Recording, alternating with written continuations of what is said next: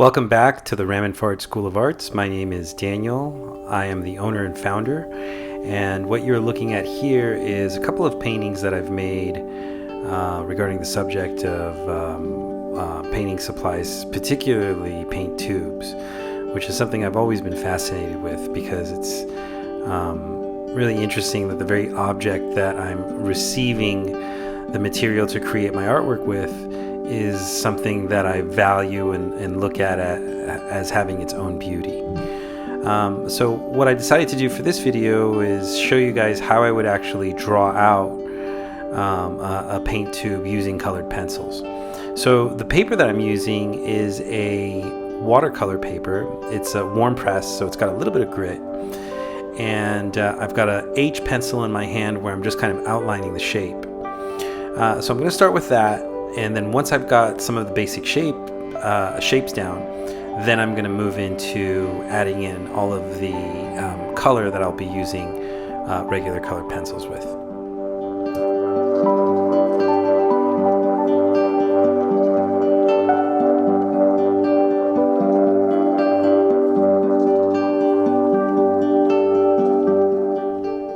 When I use colored pencils, the first thing that I actually start off with is the lightest color that I can find, and then I slowly try to build up into darker and darker colors. Although the colors look pretty saturated, as you can see there's a little bit of grain to the color as I'm drawing it in. And it's because I'm not going to press at maximum strength. I want that to actually come last. So I'm just trying to rough in everything at first and then build and build and build from my lightest colors and into my darkest. So this approach is something that you do both with colored pencils as well as some of the more transparent mediums like watercolor and gouache as well. With oil paints, you can actually do the opposite, work from darkest colors to lightest colors, but in this particular case, the preferred way of putting it all together is to start from your lights and then move into your darks. Notice that as I start to indicate some of the shadows, especially around the cap, there's very little reason for me to indicate anything more than just the shadows, because the cap color is so close to white that I might as well just allow for the paper to indicate its actual color, as opposed to trying to get some of the yellowish tint that's in there. It's just too much effort for something that really is relatively irrelevant within the whole scope of the entire drawing. I'm going to start to build out some framework, and what I'm going to do from here is get in some of the shading. So what I mean by framework is this really dark color that kind of divides the label and gives me an indication as to what's going on towards the bottom of the label versus what's up top. And that kind of gives me the right spacing and placement of tone. I'm taking a gray pencil and I'm slowly shading it in the direction from darkest to lightest, moving from my right hand side towards my left hand side. And then I am going to add just a little bit more shading towards the other side, but the majority of light is landing on the left hand side. So you can see how just that little amount already indicates the roundness of the tube.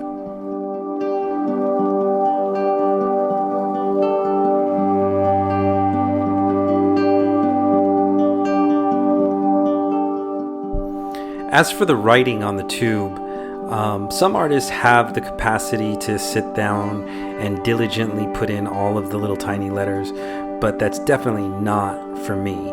I want to indicate something and I want you to be aware of the fact that there's writing there, but I don't need you to sit down and actually read the fine print.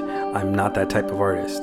So I've just figured that out on my own. Everybody has their own style and feel, but all I really need to do is just do a couple of squiggle marks that looks like writing but may not necessarily be writing. So as I'm putting this in, I want you to pay attention to the style in which I'm actually applying the colored pencils to give you the illusion that there's actually writing that you're looking at on the label.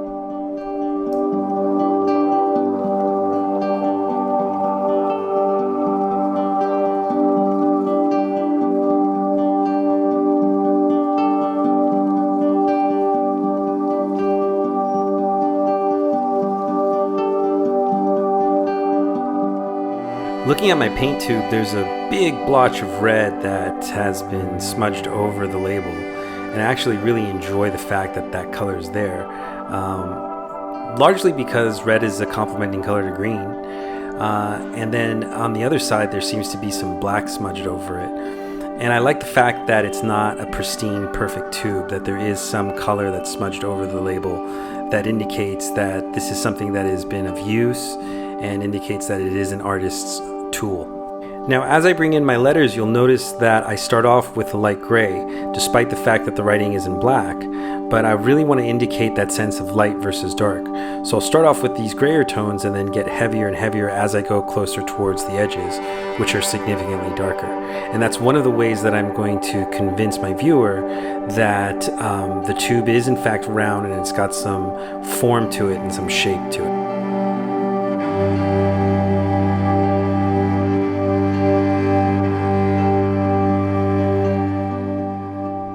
You'll notice that as I get down to the metal part of the tube, I'm using the same technique of starting with the lightest color that I can find and then slowly moving into darker and darker tones. So I've got like 4 or 5 gray pencils, and I started with the very lightest gray, and now I'm punching it up with some of the real dark tones.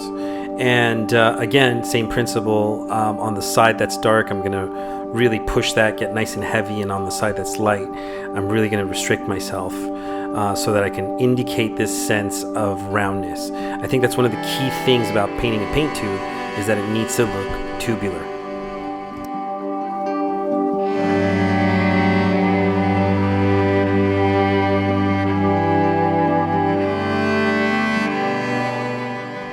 So as this progresses, you'll notice that I am getting darker and darker, heavier and heavier, because I do want this to contrast with the label.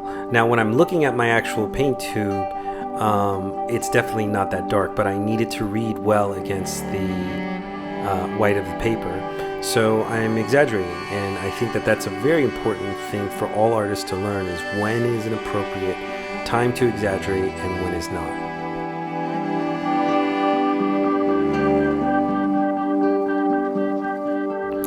So I'm starting to indicate the shadow, and again, same approach, starting with my light pencils and then slowly moving into my darker pencils.